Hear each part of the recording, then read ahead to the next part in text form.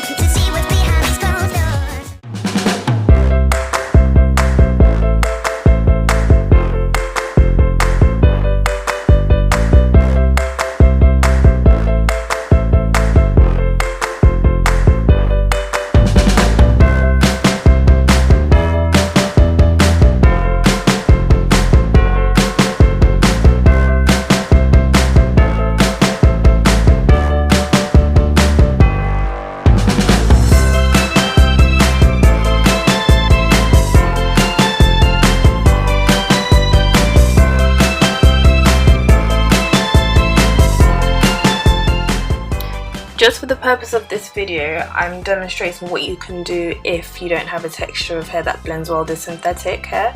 But if you don't want to use heat, I would advise using a texture that blends well with your natural hair.